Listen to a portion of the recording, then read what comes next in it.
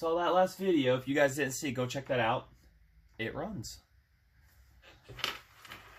I think I said it in the last video. I had to put my finger, I put the prime charge down the little primer hole here, kept my thumb over it, and then held on cylinder head and pull, and that's how it fired up without having it all come out. So, it's a runner. At least that far. So the next thing, I guess we've been putting it off. I haven't even tested how to set the rivets yet. We're going to rip that carburetor off. Let's go take a look inside of it. Oh wait, no, we got to get on the other side. There we go. That screw right there. These are held on by the tension of the spring and everything. Keeps it pressed up against the body. So there's your fuel shutoff. I've actually not even tried to mess with that, and what that shows is that this thing was running, trying to run whatever or something, and left. So I don't know if it was run out of fuel and just set on the shelf or what the case is. So we're going to try to get that out of there. Try to attempt to hopefully, possibly. Guess should have the tools ready this time.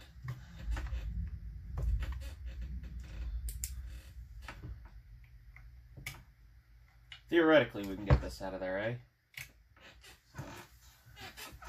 Tools. Get a pick. That screw looks a little beat up, worse for wear.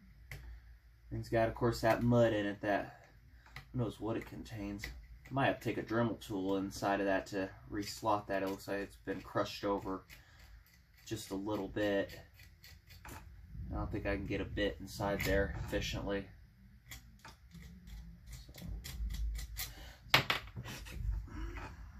Yeah, I'm gonna have to. There might be a little bit of a chance. Might be. So, guess we'll take it. Right?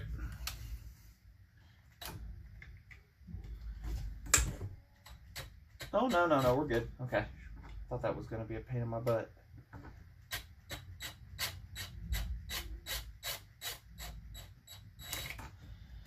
And these are so much fun to put back on, but that's a great step. Take that screw off. Don't lose that spring in the nut. At least don't lose the nut. And your washer.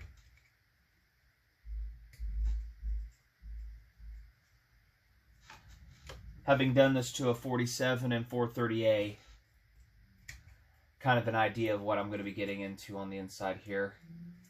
Kind of. So, these are about impossible. Gotta get our float bowl off here. And I'm going to need pliers for that. And I don't see them off the top of my head here, so I'll go get the pliers. Good enough, right? Vice grips. Around every nut on the face of the earth over. Down. Fuel lines, which are your feed and your return. And boy, that baby's on there. There we go. Crack loose. Oh, I see nasty. That might be water too.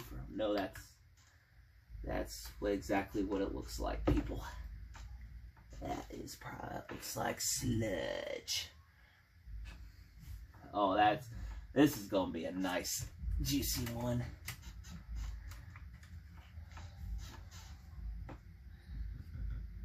Yeah, that's what we're messing with right there, folks. Get this light over there more. So, juicy. Of course, I did power wash it, so. How did I get you out of there last time? Yeah.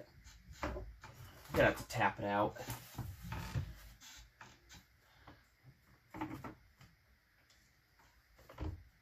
Yeah, we're gonna have to tap that out of there. Do it with the hammer, rubber mallet, whatever we call it.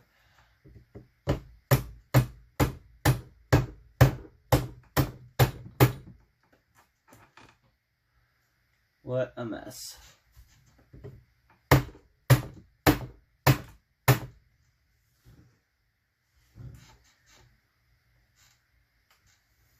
I'll bring you back when we got it fought out, or at least partially.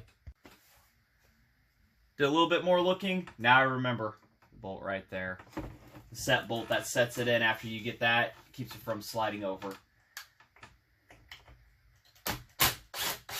Got staring at it for just another minute. I'm like, oh yeah. Because it should not be that difficult. So, there's that. Set that hardware there. Our nuts right there. Yeah.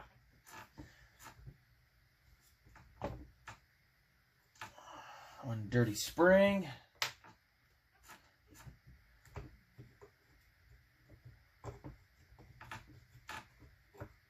Yeah. Remember how that goes in and out of there, people. It's like Mission Impossible.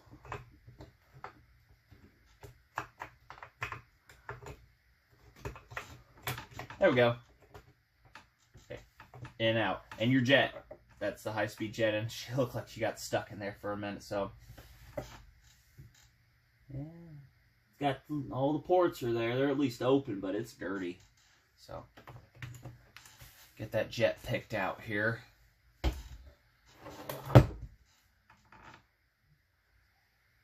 that gasket, because we're going to have to make a new one. Ever so carefully. So I bought a set of leather punches, and I don't know where I put them. Go figure.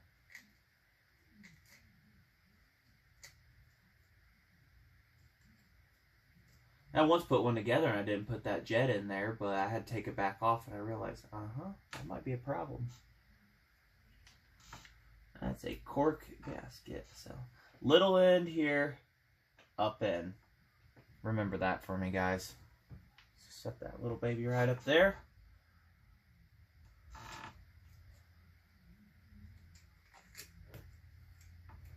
There we go. One gasket we're going to have to recreate. That ain't bad at all, actually. The one that was much worse, a lot more corroded. So, still some nasties up in there, but we'll get the picks up there. Right here, you guys can see that one. Over here, yeah. That is your idle adjustment. I have not messed with that yet, so and I'll have to count them turns. Everything is still exactly the way it was when I got to it. We'll put that hardware back in to the saw for now, so we don't lose it. At least what hardware we can, hey? Butterfingers. Yeah, I can't put that in that weird combo.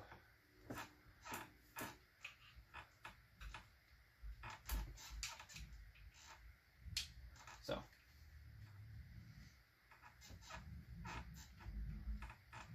Didn't think I was actually going to start on that last video, but I got to looking at it, I'm like, you know what, it's now or never. We need to find out if this thing's going to live or not. Oh, that's right, that won't go over that.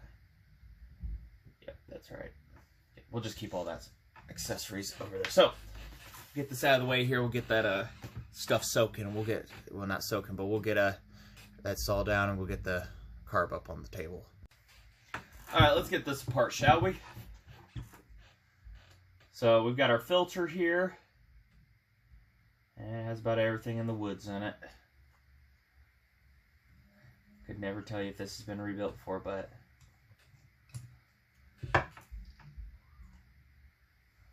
would you look? Oh yeah, there's that deliciousness I was telling you about. It ain't as bad as it could have been, though. I mean, but oh, there's some paper towel things.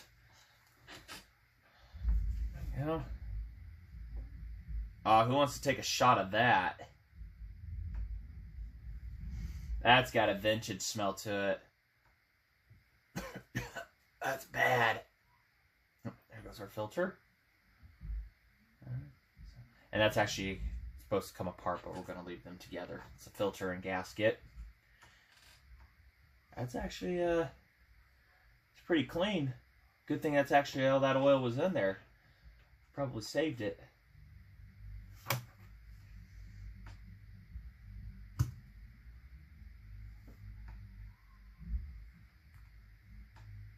comes in that. And another gasket.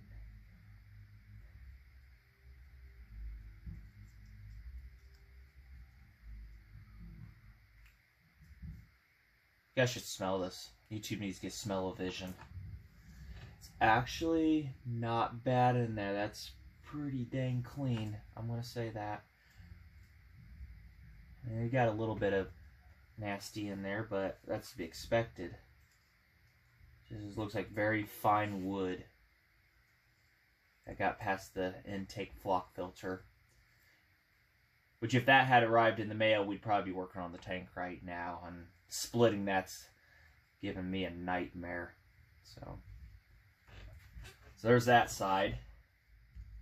Now the metering diaphragm, which is one we're going to have to recreate.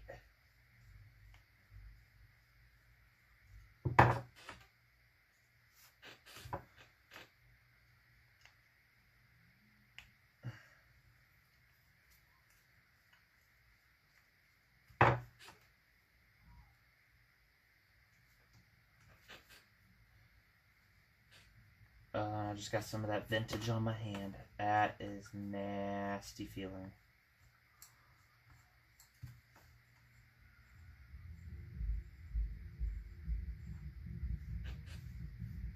Oh, that's gross.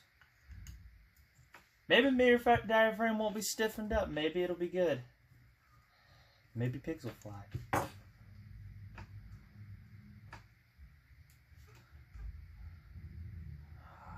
Yeah, it's got to be replaced. I wouldn't exactly call that robust and lots of movement. I will note that there's not supposed to be fluid on this side of the diaphragm. So it has a hole in it, and we have no choice but to replace that. And this is a glued on one too, but I can get that. I can rivet that. Well, we're going to definitely have. We got no option. We have none. That's pure nasty. Yeah, there's just supposed to be air on that side for pumping action, if I remember right. Yeah, because this is where the air is for the outside and everything. So we've got to tear that out very carefully.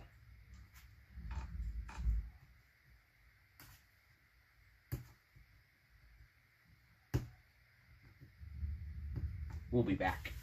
Try to keep the segments short and sweet. Alright. Where did you come from? Anyways. Got under its skin. Found a spot. Get that where you guys can see.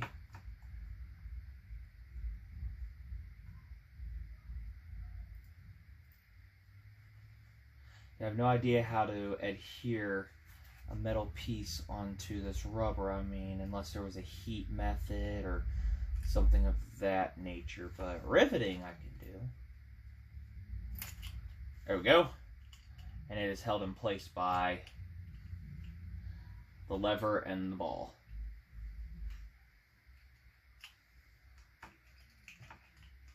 Alright, there's your lever. It's got a little wear spot right there where it's been rubbing on the ball and everything, so it looks like this is original. Couldn't tell you if it's been part, but well, where was it leaking, you could say? This whole bottom part, I can see the light through it, so yeah, that might be a problem. So that's the other ones I have that are two-man ones have a rivet there and a rivet there, so we might drill for that. But one thing we have to do is recreate this whole outside, and we're gonna have to save this metal and everything. So, and the rubber itself is a gasket, even though I've had some that had gaskets on them. Oh, I've had them with gaskets on them, but yeah, the metal itself. So anyways, rambling on there. That's what we have to recreate. We gotta take very careful measurements of where it is now, measure everything so that we center this correctly. So from edge, up and down, orientation, standing up, because it's not perfect. That's at an angle versus the straightness of them bolts. So you have to take very careful consideration. That's going to take a little bit of time. This could be a 2-part video for all I know.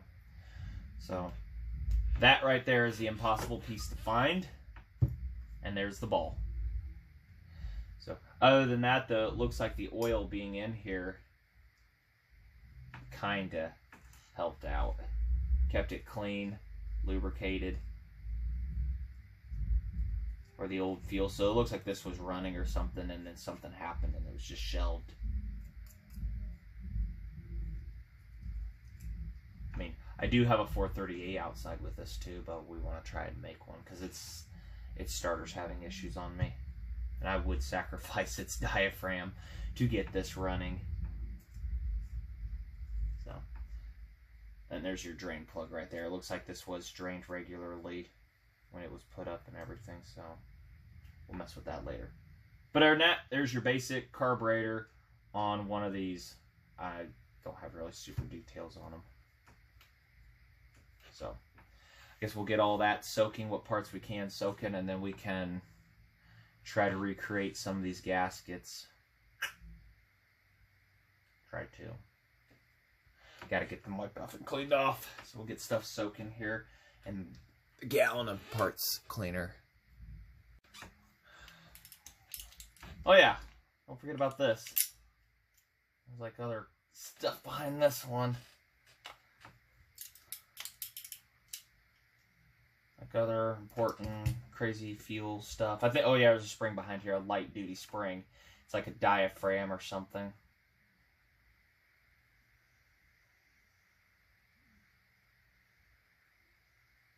Oh, yep, there it is. Right there.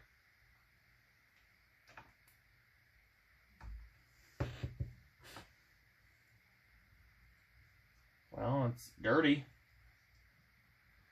But it looks like it's rounded to not allow to come out, or it just doesn't come out. I don't know. I might have to rinse that out with carb spray. But I don't want to pry on that because I know on the other one it came out easily. This one, however, looks like it's just a one-way valve setup or something. Anti-reverse valve, I don't know. I'm not the one who designed it. I just know that it was there in our gasket. That should be a difficult one to make right there. Nice, perfectly round gasket. That'll be the hardest one to make.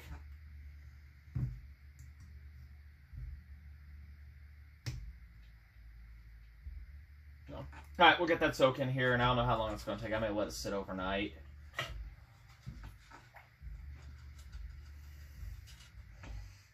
That filter, I don't know about it either. I'd really hate to soak it in that stuff. I may have to just carefully do that one by hand. Yeah, I might have to carefully do that one by hand. Get carb spray on it and everything, and good luck, huh? Good luck, Chuck. We'll get that in there too. No, you got to sink. You got to sink. So, all right. I don't know when we'll be back to this. It could be tomorrow. It could be tomorrow. It could be later on. Who knows? So, put the lid on that, and we shall see what time does for us, huh? All right. I don't know where I left off last night. Anyways, diaphragm. I guess we'll just go from there. So. This is a glued-on one. I probably said that glued on or adhesed on or whatever. And what we're going to have to do, because we're going to rivet it, this is one from a model 1225A, the first McCulloch made by them that they have their name on, I guess. See how that's riveted on there, but on the back side there needs to be a plate for the rivets to hold everything and adhere to and whatnot. So what we're going to have to do there is make the same for that, and I have the metal over to the side there. We're going to cut out a circle that's the same diameter as that and everything, and that's the rivets. I paid to have this done, and as much as it costed, I was determined to learn and find the material and everything, and I have the identical match stuff right here to this. So, and that's the rivet job. I don't know how well you guys can actually see that. I'll get that up there. That's the rivet job that I paid for. So we can do better than that. We're going to be safe, or imitate that one, and we'll be fine. And based off of the locations on where they put the rivets here and everything, I guess we'll have to put one here and one to the side for whatever reasons we feel like doing. So, but we'll get to that, and when we get this traced out, we'll get it all. It's going to be a little bit of a session there on that too. So I might this might be a two-part setup here and everything. But anyways, so tracing out, easy stuff to do, right? So we'll get that traced out. Also, I do not, this has a metal outsiding on it. I do not need to use that. I just need a gasket. That's all I need. On the other kits I got, all I did was take off the metal piece, put it on the other one, and that was it. Because the gasket thickness is not going to matter for the metering, simply because this is on the inside where the metering, the gasket's on the outside where the air portion is. So that's not going to matter. It's not going to affect anything whatsoever. So we'll get this traced out, cut out here, and punched out and whatnot, and then we're going to have to take some really good measurements on things and where everything's got to go.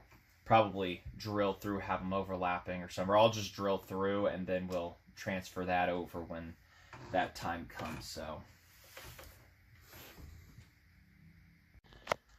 all right, I know I did a lot off camera there, so not sure exactly everything I said, but when this center part was still on here, I drilled holes to make it easiest. But also what those holes did for there, you're able to take and put that on top of your new fuel pump diaphragm and mark to help with the angle of things, help it get a better, on top of other measurements I took from points to ensure orientation and everything. I cut out a piece, like I said I would, down here, filed it, made sure all points and everything are gone, smooth everything out. Take a razor blade and then cut out, you know, I drilled, mark those holes, but razor blade them would be a better option. Cut them out and make sure everything's lined up. And all we've got to do here now that everything's together is set these rivets. So I'd figure a punch and a good ball peen hammer. That one's a little close, but we just got to punch it over, round it over. And, you know, we're just doing something like that. Could probably a little longer on these, but having never done this. So once those are set down, I get it pressed down and everything, we'll get these rivets set on there, and we should have a complete brand new diaphragm set up. And then we'll be able to cut a gasket, and we can use the old metal template on the outside of this and everything to be able to do that. I might even save this to make future molds and everything, cutouts and stuff like that. May or may not, but make some gaskets and everything, like I said, from that. So we'll get these set here. I got a punch around here somewhere. I set it. I'll find it and everything. There it is. We may taper the tip, grind it down a little bit to fit over that. We may not. I'll find something. And then hopefully have the finished result here momentarily for you. All right. Sorry about the shaky hands and everything. Just got done doing it. So took the punch and just, hold on. Shaky hands, I hate, especially in videos. If I can get the video set up here. Oh, cute. All right. Took the rivet, took the punch here, set the rivet all around, and I think we're good. We're going to be good fuel tight and everything. Shouldn't need any sealant. So, good ball peen hammer, a good hammer, heavy hammered, so when you go to set these, it'll set them, it'll have the intent of doing its job. And these are stainless steel rivets that I used. I mean, I couldn't find them in brass, but I'll keep on the lookout and everything, but they look like they're just 1/8 by 1/8 is what I used, because this is a bit thicker here. So the aluminum that I had to use and everything, but if I get a thinner sheet metal or something, then it'd be just fine. But I think we've got that settled and everything. So that is probably about one of the hardest parts of this whole saw. Sorry. That's probably one of the hardest parts of the whole saw right there, is recreating that, because if I were to get that sent out, I think if I remember right, this cost me with that and just the gasket that was sent to me, that was $46 to get redone for this little bit of material. I paid $13 for the sheet for this, $13 for the rivets, 100 of these rivets, and I've used 2 now. So, and that wasn't including the shipping back. That was like shipping back and forth too. $46 for just one of these kits done for me. And that was like a couple weeks turnaround time. So, a little bit of ingenuity, staring at stuff, you can figure this out. So, if you need to know where this material is at, I will, it's somewhere. I'll have to re-look it up. I think I said it in another episode and everything. But, it's nylon, nitrate, woven material and everything. I'll try to put the link in the description. If not, you can also find me in McCulloch Chainsaws North America group on Facebook too. My name is the exact same and everything, so you can find that and I can link you there. You can message me, whatever, on Facebook, and I can help out with that too, helping get the links and stuff. So no need to overpay in this world if you can do it yourself with a little bit of know-how. So, all right, we'll get a little further on this carburetor here and everything. So get it cleaned up. I've got it cleaned. I'll get all this cleaned out, reorganized, set out. We'll try to get stuff back together. I guess we'll end that first video on all this being made and everything. Part 2, I'll get finished cleaning up and we'll assemble this and put it back on the saw. So, you like what you see? Thanks for watching. Like, subscribe. I guess hit that little bell or whatever, and that'll tell you whenever I upload something, and you'll get a notification. Until then, thanks for watching.